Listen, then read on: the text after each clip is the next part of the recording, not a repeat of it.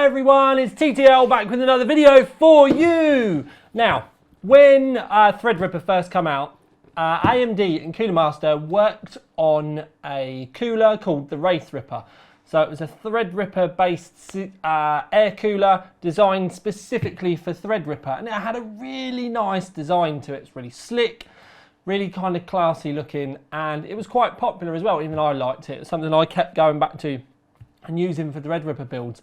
And thankfully now, Coolermaster have launched, released, stroked, whatever you want to say it today, the Master Air, and it's the MA620M. Now you can see I've got it here, and the first thing I'll say was when I took it out of the box is the build quality on it is lush.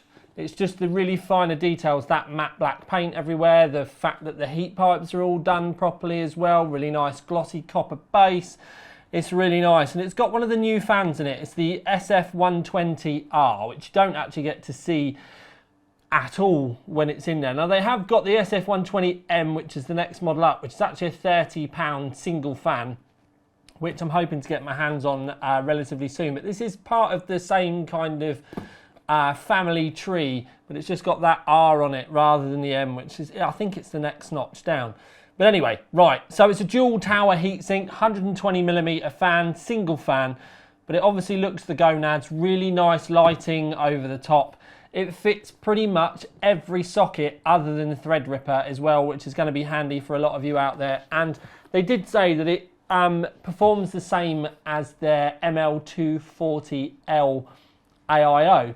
And we actually have one in the office, and we tested it on this rig with a 2700X.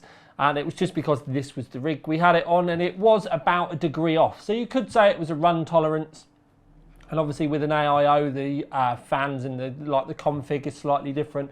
And with an air cooler, it obviously does sit directly above the GPU, whereas an AIO doesn't. So, but anyway, it does perform pretty much on par with that. And obviously with this, it looks the nuts. Now, it does come with a little switch inside that you can wire up if you want, but for the lighting side of things with this, we just linked it up to everything else in the case. This H500 is something that we've been using in the office for months, and it's actually gone through quite a few different incarnations as well. But one thing I will say is you can see that the lighting and everything on this, it does look really nice. For an air cooler, it is probably one of the slickest and prettiest air coolers out there, that you can incorporate the colours into the rest of the system so easily.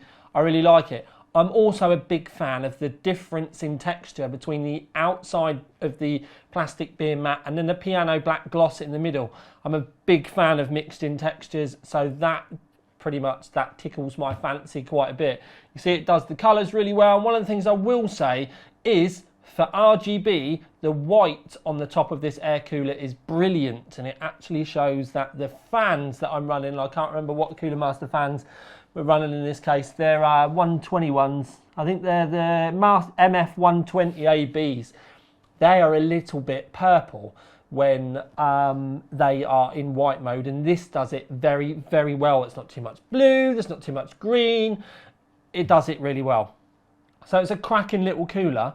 I saved a bit till the end. Now the air cooler is £90. Now air coolers have been creeping up in price because they cost a fair bit to manufacture. There's, you know, lots of materials going on in there. But the ML240 that they actually compared it to, I found really easily for £65. So this is the type of high-end premium air cooler for those of you out there that know you want air and don't want an AIO. Now, like I said, they do perform kind of similarly, but when you kind of balance the price up, it kind of gets to be, you know, quite a tough thing to swallow. But premium, well-built, high-performing air coolers, sadly, they've had to kind of increase all of the material costs and the build costs to make them perform and look that much better. Whereas with an AIO, it's pretty simple now, and they make reams of them. And yeah, anyway, so that's one for you guys to kind of decide with. It is expensive, it looks the nuts, and will match an AIO, which is quite a big shout really for a single fan air cooler. So takes a little bit of balance. You're going to have to make some decisions for yourself, but one thing I will say personally is it looks the absolute nuts. I love it.